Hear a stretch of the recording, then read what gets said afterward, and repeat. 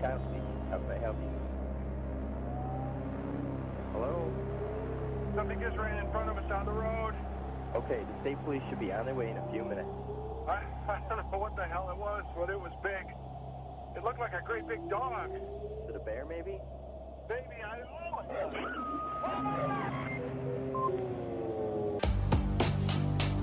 Sir? Hello? A giant, hairy creature, part ape, part man. Seen many times in the rugged mountains and deep woods of the Pacific Northwest. The encounters have not always been peaceful. In our modern world of concrete and steel, we're far removed from the Indian lore of Bigfoot. It's hard to imagine any corner of our crowded world where a giant, man-like creature could roam free. Yet there's persuasive evidence that Bigfoot is real.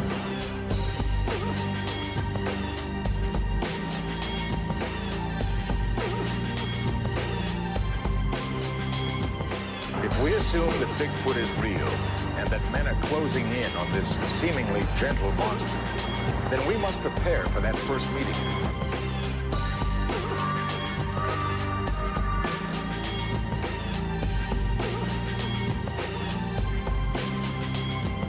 To have eluded us for so long, Bigfoot must understand men very well. The burden will be on us to understand him. Bigfoot may well be waiting for some sign that we're ready.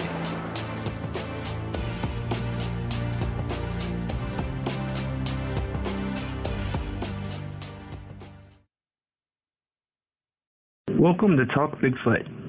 Tonight I speak to Gunnar Monson and Shane Corson from MonsterX Radio. Shane and Gunnar are both members of the Olympic Project in Bigfootology. Gunnar is a longtime Bigfoot researcher. He's been an investigator for the BFRO. He's currently the lead investigator for the Tillamook Forest Research Group and is the founder of Sasquatch Coffee Company, which you can find at squatchcoffee.com. Shane is a core member of the Tillamook Forest Research Group, and in addition to hosting MonsterX Radio, you can hear him Wednesday evenings on Cryptologic Radio. Oh, I almost forgot. Due to some technical difficulties on my end, half of this interview was accidentally deleted. So, unfortunately, I lost a lot of good stuff from this interview, but it's still a pretty good one, and there's a part 2 coming up next week. Let's get to it. Hello. Hey, Shane. All right, let me try this again. Hello. Hey, is this Gunnar? This is Gunnar. Hey, Gunnar, it's PK from Talk Bigfoot. How are you doing? Hey, buddy. How you doing? I'm doing great. How are you? Good. I got Shane on the other line. Let me merge these calls together and see if this actually works. All right. Okay. All right. Shane, you there? Did you get a hold of him? Yeah. Gunnar, you there? I am here. All right. Perfect. Oh, there he is. So how are you fellas doing? I'm doing good. Shane and I don't really talk. We don't like each other very well, so. That's a lie.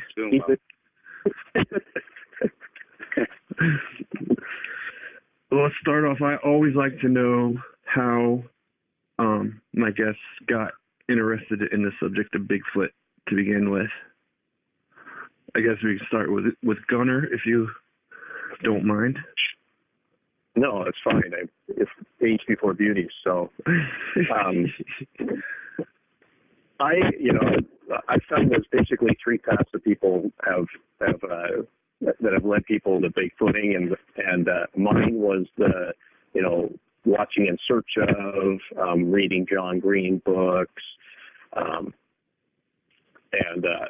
that kind of stuff. I mean, I didn't have, a personal experience. That's probably another path that people take. And then the third one is they get drugged into it by, a friend or a spouse or that. So Mine was the John Green books, Watching in Search of.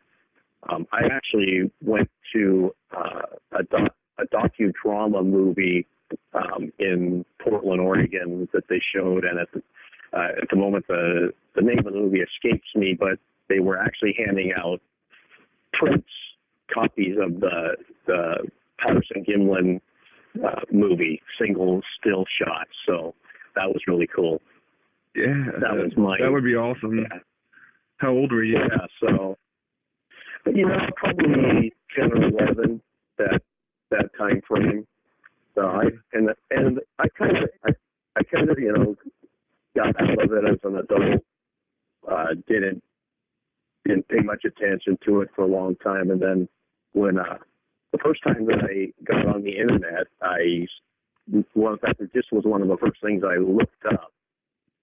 So I found it was actually Henry Franzone's chat list. Then I know that Matt Moneymaker was on it.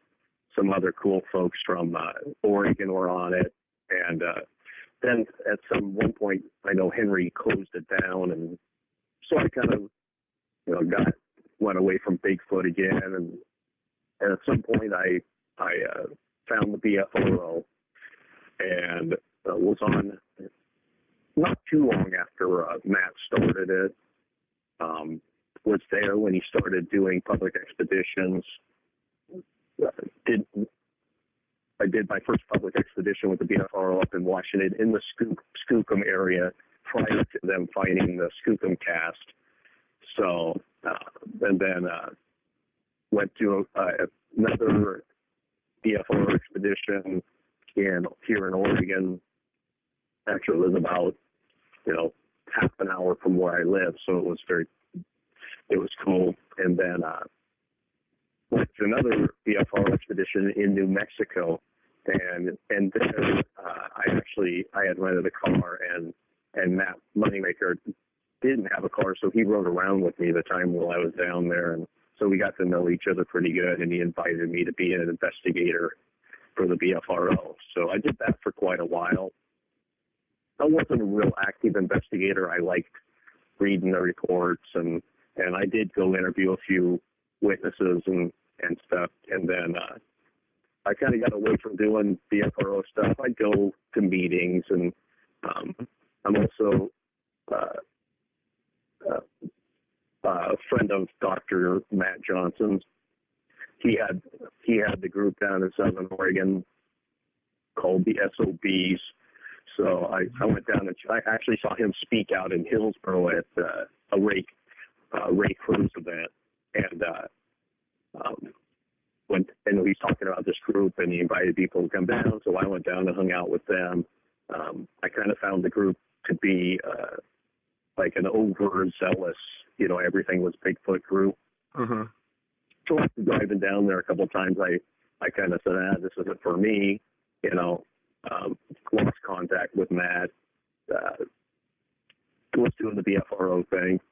And then about 2.5, I want to say 2.5 years ago, maybe only been a year and a half, that I was actually reading BFRO reports, and there was one from an area here in Oregon that I always kind of thought was an interesting area, and basically the majority of the reports that run along the area that this report was from was there was a cluster of reports there. So I was like, oh, that's pretty cool. I liked the report. It was about a year after this report had been taken. I knew the gal who was the investigator of the report, Cindy Curdell, Cindy Curdell, and so I got a hold of her and said, hey, would you mind sharing, exactly where it is? Because the report was vague.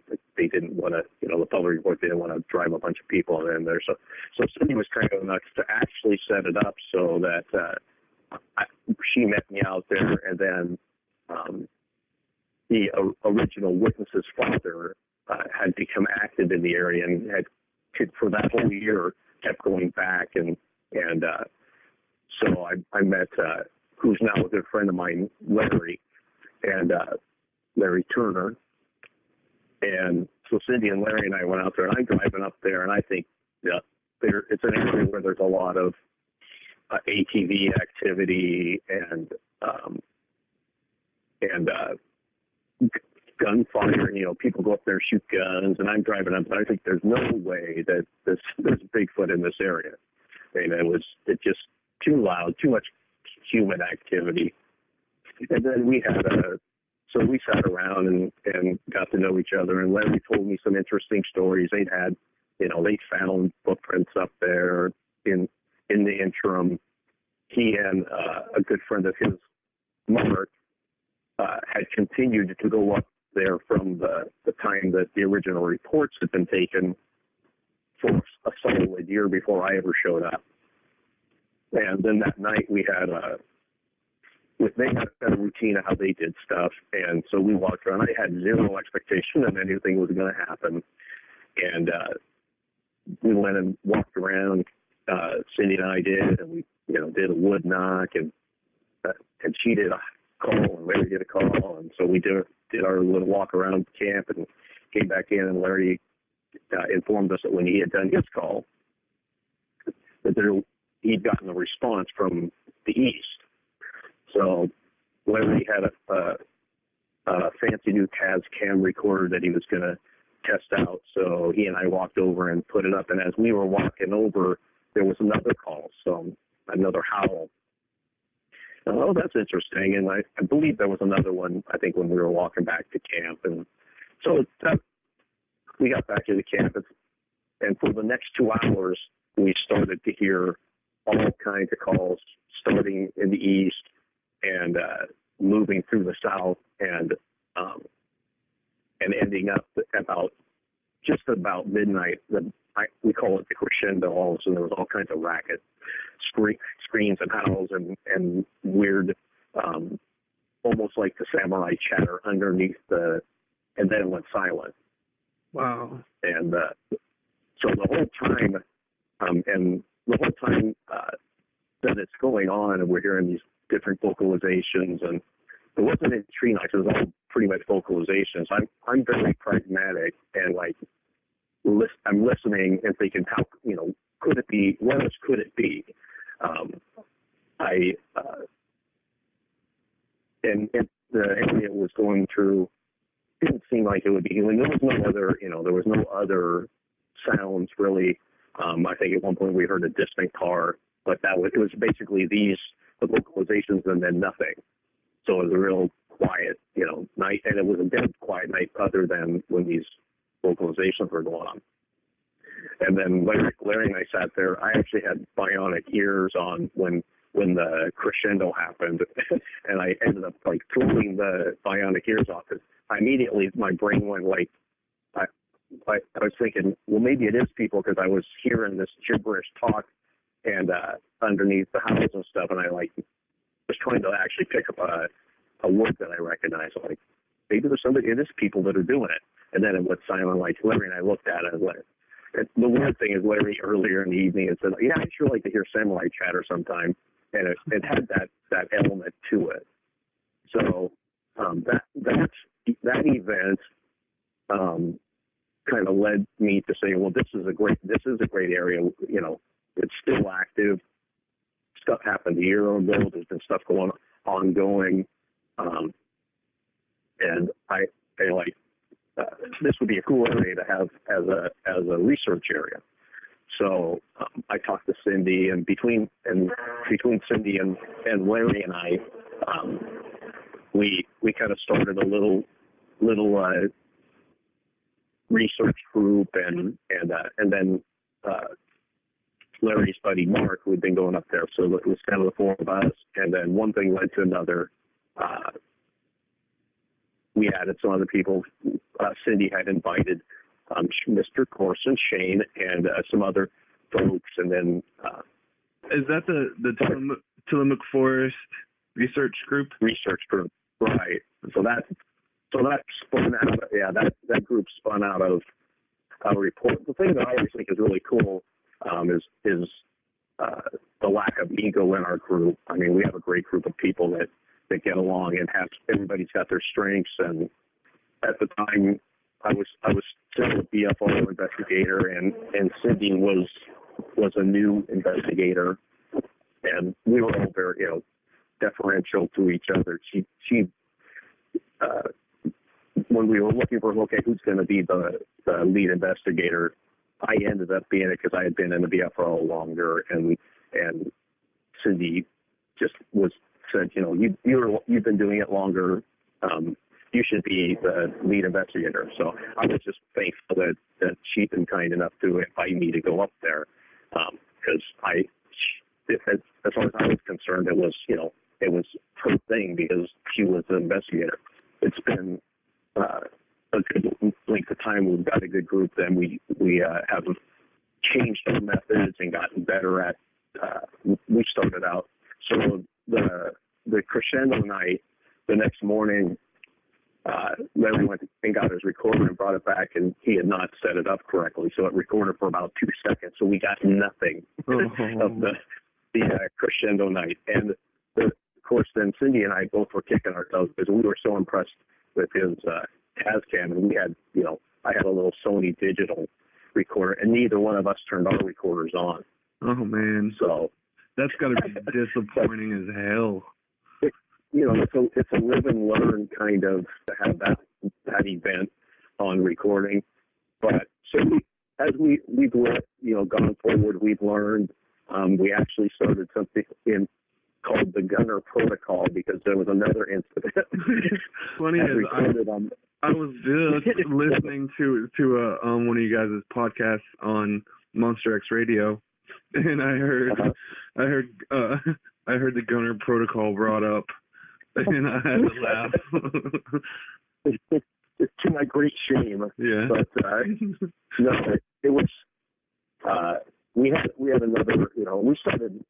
So we really started being aggressive about recording and disciplined about recording stuff. But we then learned, to put procedures in place. Larry is like off the hook awesome about. He wrote up standard operating procedures, and you give him something to do, and he'll take it to the nth degree. The guy, he's a metrologist by trade, so he has a scientific mind, and like I said, he's become one of my closest friends. So since then we've recorded thousands of hours of audio up there, and the vast majority. Larry has become our audio expert. He works. We at one point about a year ago, we as a group, a bunch of us went up to the Olympic project. We had a public expedition. Let me stop you there. Let me stop you there. I'm definitely going to come back to that, and I'm going to come back to the topic thing as well. I want to hear how Shane. How did you get into Bigfoot? Absolutely. I grew up in Scotland. I was born and raised in Scotland, and had we, as a young kid, we had, as a family, we had traveled back and forth, and lived in Scotland for many years, and I kind of, as a young child, lived on a little small island called Isla, which is off the west coast of Scotland, and I became very interested in just cryptids in general. I'm surrounded by bodies of water, and there's all this folklore and myths and legends, so I kind of got interested in cryptids in general, did a lot of research on cryptids. I became very intrigued with paleontology and dinosaurs big time as a youth.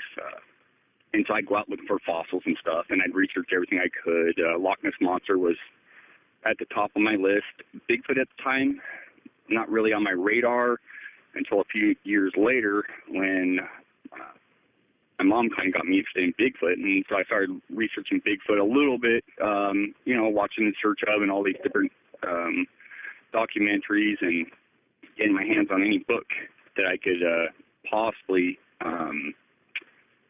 get my hands on. And from there, it progressed, and my interest just grew and grew. And eventually, we moved to San Diego back in '93, and a little bit older, so I'm here in the United States, and I was still interested in cryptids, so I started really doing a lot of research on the subject of Sasquatch, mostly just through going to the libraries and whatnot, reading books. As I got a little bit older, I started going out, even around San Diego. I started moving further north, some high desert areas. I started going to places like Bridgeport and Yosemite. Yosemite was an old stomping ground of mine. I traveled there quite frequently, even though it was a 9 to 11 hour drive. And just looking up old reports and whatnot. I as the years progressed and my interest grew, I started reaching out to those that had encounters and just interviewing them and documenting stuff of that nature. And, I never, all my years in California, I never really found anything compelling. I found stuff of interest, but nothing really that stood out to me. And it always, in my heart, I felt like I needed to be somewhere else. And, through, 2006, I was in, 2008, I moved up to Oregon, but I was, researching as much as I could in California, traveling back and forth to different areas, mountains, San Bernardino area and stuff like that, and taking reports and whatnot. And there was a few reports down there, even in San Diego area. People don't believe that, but there are a few reports, some old and some a little bit fresh. Not many, but a few that kept my interest going. And fortunately for me, I had the opportunity to move to Oregon. And when I moved to Oregon, I really started kind of, what a beautiful area. I mean, just a lot of remoteness, a lot of great camping areas. I love to fish. So I would start going out and, if I was fishing, I was kind of doing a little bit of research in the field and, interviewing people and the same thing. And I started finding a little bit more evidence or possible evidence, especially with the amount of reports that were coming in. And, I'd study the BFRO sites and I go out to areas and whatnot. I found some interesting impressions in the past and just different things that were leading me to, I think, my encounter, which happened back in August of 2011, which solidified Sasquatch for me. After that encounter, I had no doubts. And what had happened was it wasn't even a Sasquatch trip. It was a fishing trip, a camping trip to an area that me and two buddies had never been to. We've been talking about doing for a while. It's a Lake Loop trail, and so we went up to Mount Hood here in Oregon, and went, hiking and fishing and whatnot. We the first day we were there, we hiked like 17 miles. We kind of got lost, made it to our camping spot, set up camp, and the first night we after done fishing, we set up our camp, get a fire going, and we went to bed about I think a little bit before midnight. And there was three of us, three different tents set up next to a lake, and we wake up. Two of us had been awakened by what sounded like rocks clanking together, just the sound of two smooth rocks being clanked together. That was my impression. And my buddy, one of the guys there, Ian, he never woke up the first night. He never heard anything, but my buddy Mitch, that was with me, had woken up and said, what is that? And I said, I don't know. It sounds like rocks or something. It's got a rock sound to it. And we weren't quite sure, and it got a little bit closer. And then we started hearing something walking around, not, fairly close, but not too close, around the woods around us. It sounded bipedal. And then we got a couple of good knocks.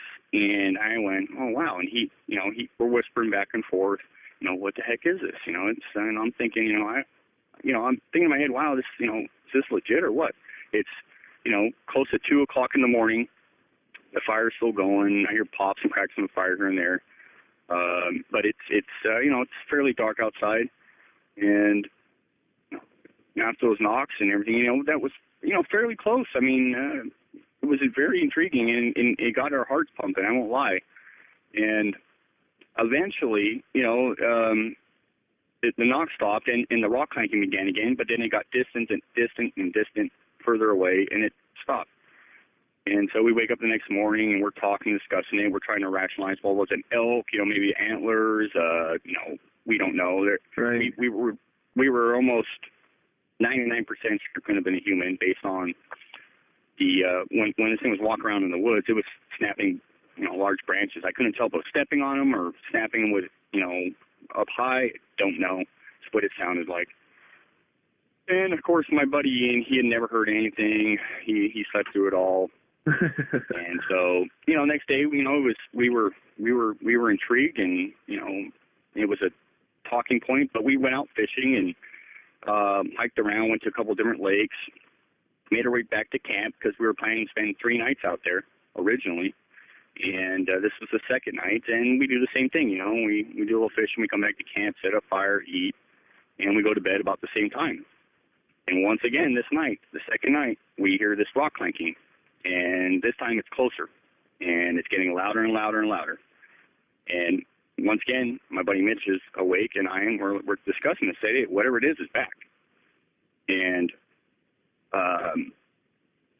the rock clanking stopped, and that's when we heard what we described as bipedal steps in the woods.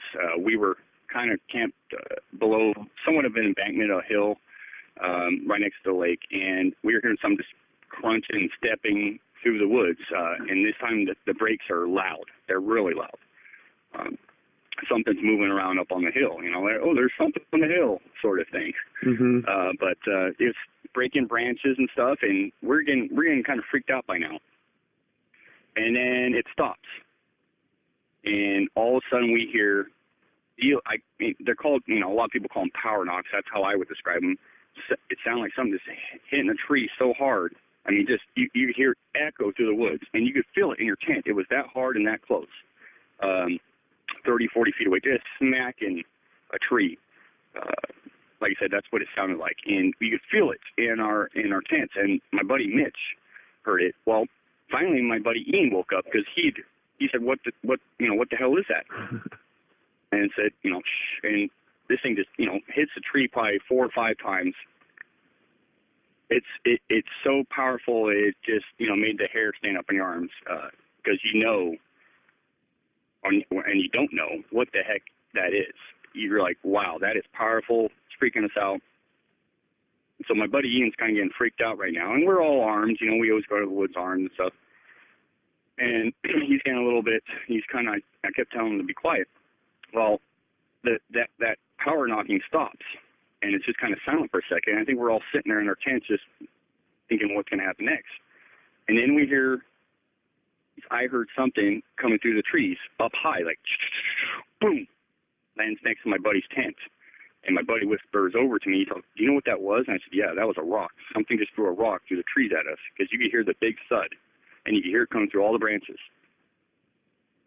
At this point, my buddy Ian's really freaking out, and he wants to come out blast. I mean, he's, we got to get out of here, So I'm thinking about getting out of my tent and consoling him and telling him to be quiet, but I was curious. I didn't really want to get out of my tent, so I unzipped my tent and kind of just peered around.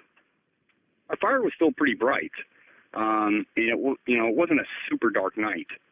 And I'm peering around, and I noticed some movement behind a tree. It's about 30, 35 feet away. I noticed some movement behind this tree, and my eyes lock on it, and I see an arm, a shoulder, and a head.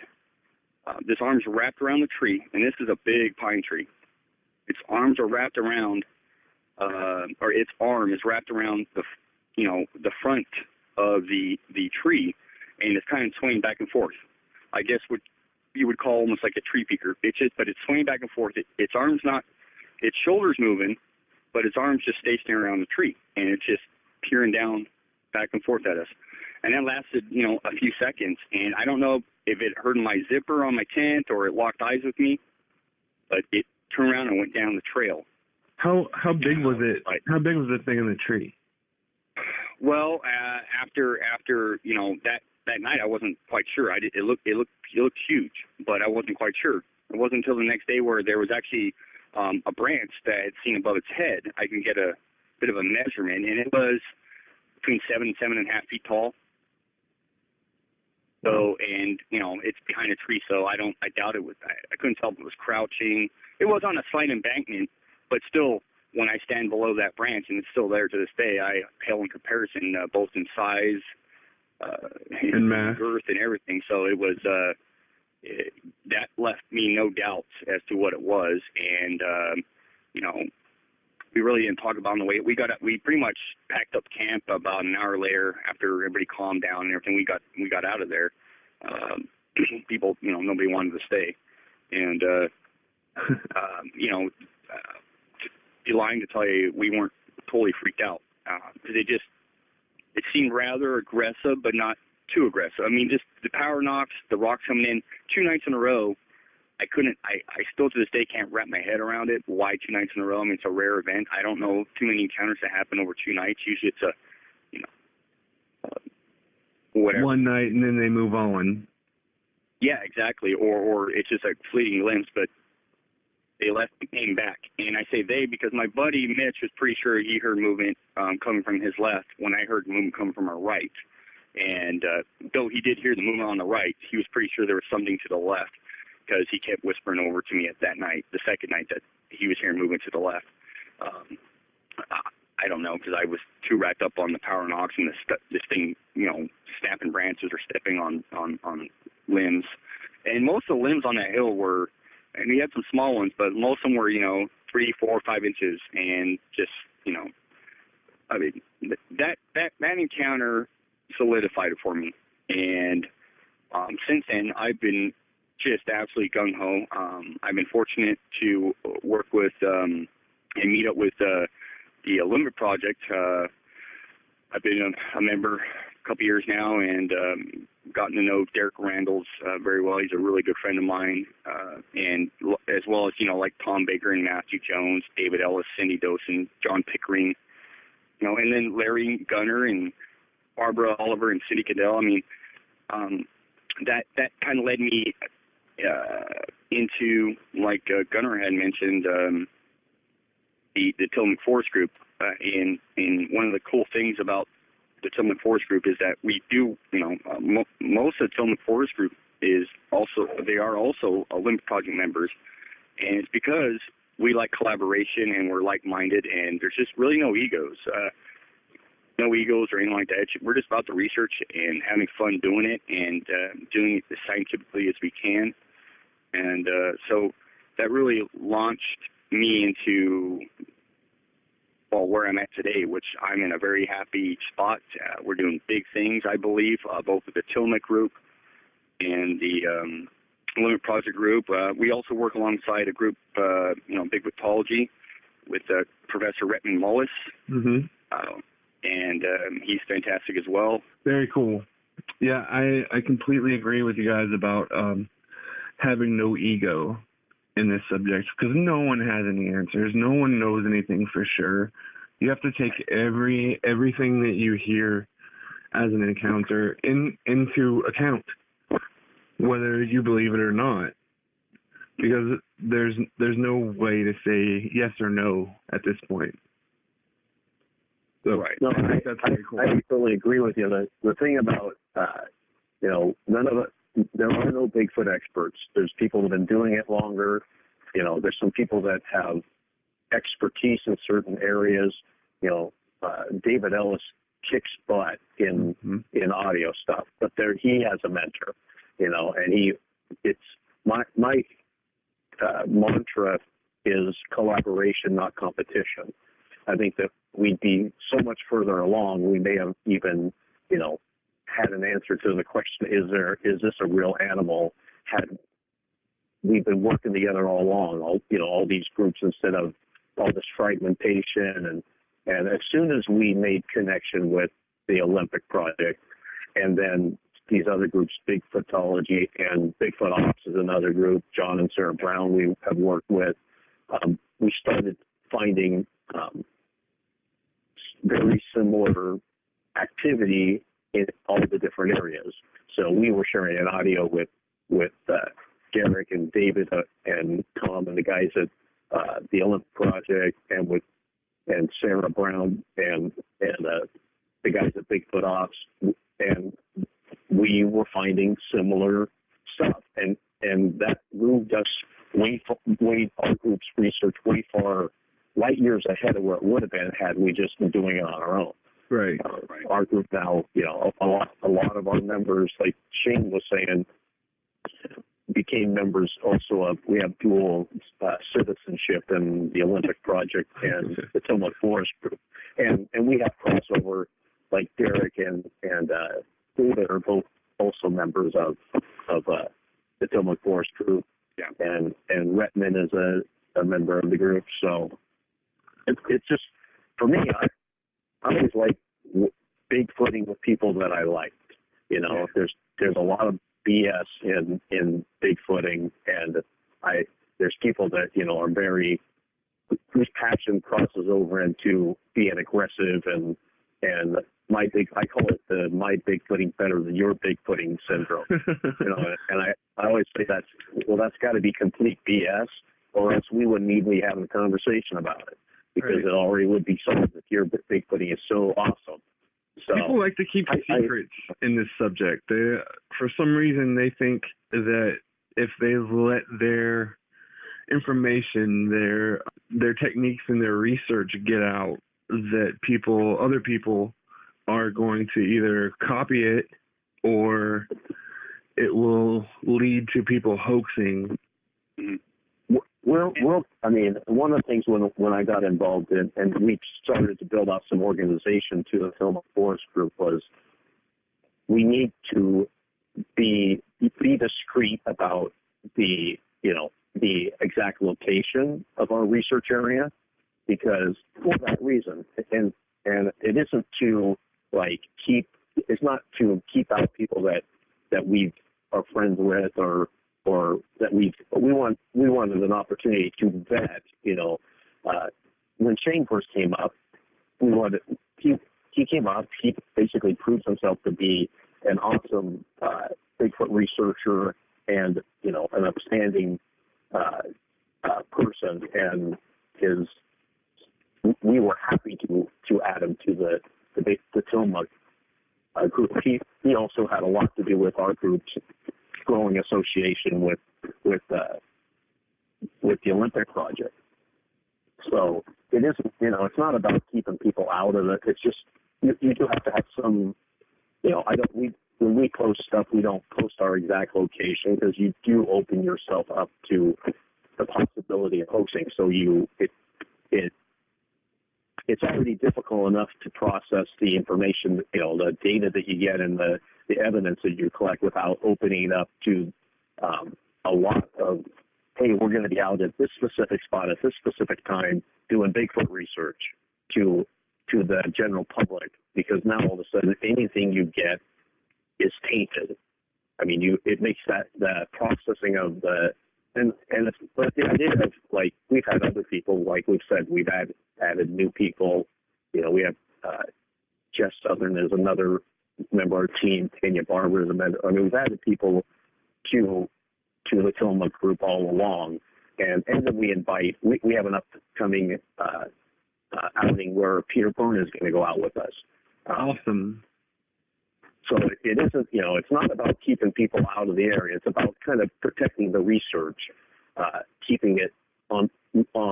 Keeping the variables down is what you're saying. Is you want to keep the variables down. You don't want to have people coming into your area who are unsolicited. Right. Absolutely. That's the best way to put it. I mean, everybody that we've added has upped the value of the group as a whole. I mean, we just added a couple new members, Doug Razor and who is a member of Bigfootology, and then another friend of ours in the Bigfoot world, John Hammer, just joined our team. So for me, it's a lot about the more people, quality people that we have, the more opportunity we have to go out and be in the area, because everybody else, unfortunately, we all have to have day jobs at this point. So right, it just gives us more coverage, which is my experience is that initially, for several times in a row, I went up there and had some kind of activity that we couldn't explain easily away. And then we've had things that just progressed as we've been up there. We had distant vocalizations. We've had what would be described as tree knocks. We found footprints. We've had weird. We had a rock throwing incident. We've had whistling. I mean, and then we had some. We had a weird thumping thing that Larry and I experienced that I still can't explain what it was. I mean, so. Yeah, and also historically, along with the Limit Project area up in the Olympics, this Tillamook area historically has a lot of sightings, a lot of really good sightings, solid sightings. And fortunately for us, doing MonsterX Radio and being involved with, our groups, we've met others that have had experiences that in these areas, in the general vicinity, especially in the Tillamook area, that, bring credence, and whatnot to the area. So we've been very fortunate to, and thorough, with what we're given. And, it's really, we are about collecting data big time. A lot of people argue that, well, you need a body. Well, yeah, that's something I was gonna ask. Like, I was gonna ask you guys, what side of the fence do you fall on, as in regards to the kill or no kill scenario? I'll start with that. Yeah, I am personally a no kill. I am a fan of NOAC, which is out of Texas, and what they're doing. Yeah. I know some of the members personally, and what they're doing is pretty amazing. I personally am a no-kill, with the Limit Project, and I believe what the Tillamook group is doing is we're going to be there for the day of discovery. Whether we come across something naturally, that'd be awesome. Is it going to happen? Probably not. But our goal is to collect as much data and understand what we're dealing with, so that day of discovery, we will already have all this data compiled and ready to go, and people will reach out to us and go, okay, well, what do you know? And it'll be a very exciting time. I do believe that's going to happen. But as far as kill or no kill, I'm a no kill. I know they exist personally. I don't need to. I don't know exactly what they are, but I don't need to kill one to figure that out. I just want to understand them and love to see one again. I think we've been very close at times, both in the Olympics and the Tillamook area, and we're working on our procedures and getting better and better at it. And it's exciting. It's an exciting time to be involved in the subject. I truly believe that. I agree. I on the other hand, no, I'm absolutely no kill. I don't want to kill one. I understand that people. I think it's a shortcut. But obviously it's not an easy thing to do, or else it had already been completed. But I can, again, I can be friends with people that disagree with, that we disagree, and agree to the point of agree to disagree. Both of the groups that I belong to, the Olympic Project and Tillamook, are no kill. So obviously that is how I'm skewed too. I don't want to kill one. I think that we're only going to solve it either with a specimen, a live or dead, or some kind of long-term research project where you can actually corroborate your evidence with multiple pieces of evidence, footprint. No single piece of evidence short of finding a body is going to prove their existence. It's just not going to do it. I mean, we have all the anecdotal stories. We have footprints. We have DNA evidence. We have all kinds of stuff, but none of it. You're going to have a Gene Goodall kind of situation. Mm-hmm. That's one of the things that impresses me so much about the Olympic project is their processing of data collection and their consistency and working towards patterns of predictability.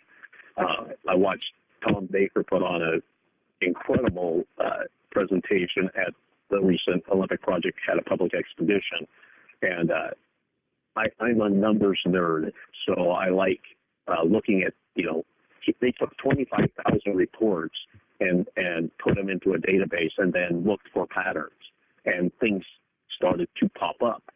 And I love looking at that kind of stuff and theorizing and what, why is there a spike at this time and then a lull and another spike, and the whole idea of predictability is why I'm at. I mean, exactly. And that's science. I mean, that is what we're about, is the science of it and doing things the right way. This whole subject, it's been made a joke of and whatnot, but there are a lot of people out there, and a lot of credible people out there, a lot of people out there that know what they're doing. They've been doing this a long time. They're doing it the right way, and the Olympic Project really is, in my opinion, doing it the right way. Well, tell me what the research goals of the Olympic Project are. Like, what is, number one, what techniques do you guys use when you go out there? Number two is, what are you hoping to accomplish? Well, basically, when we go out to, we're both nighttime and daytime. I know Derek Randall is huge about daytime research. And the reason being is it's hard to find evidence at night. At nighttime, when you go out, you're really looking for some sort of encounter or some sort of feedback. You can't really look for evidence at night. It's very difficult. So during the day, Ridge Walkers Unlimited, Derek Randall's not only his business, but what the Olympic Project is about is we do a lot of hiking, a lot of extreme hiking, and we do a lot of thorough research in the field. And so we're looking for anything, whether it's tracks, hair. We all carry, we carry DNA kits with us, and we're looking for patterns, from this evidence that we find, whether it's depending on what we find, and we're going to certain areas that humans, don't normally go or never go, and we're trying to figure out exactly, what we're dealing with, and we're very conscious that it's a difficult task, but 9 times out of 10 times out of 10 almost, you're not going to get anything by not doing anything, and you got to put yourself out there looking. And, thank God, you have incredible trackers like James Millian and Derek Randall's involved, because these guys are phenomenal trackers. They're both excellent hunters, guides. And that's where the malfunction happened. Let's just call it a lesson in the Gunnar protocol. I want to thank Shane and Gunnar for coming on the show, and make sure you check out MonsterX Radio Sunday at 7 Eastern Standard Time, and Cryptologic Radio Wednesday at 8 p.m. Eastern. Also, remember to visit squatchcoffee.com. I hear it's good. Thank you all for listening. I hope you enjoyed the show. Tune in next week for part 2 of my interview with Shane and Gunnar. We're going to listen to and review some audio recordings that the Olympic Project has collected. It should be a good one. Remember, you can find us at TalkBigfoot.com. We're also on iTunes and Stitcher, Facebook and YouTube. And I'm going to leave you guys with a song that's a shout out to the person who made our very first review on iTunes. Have a good week. See y'all next Wednesday.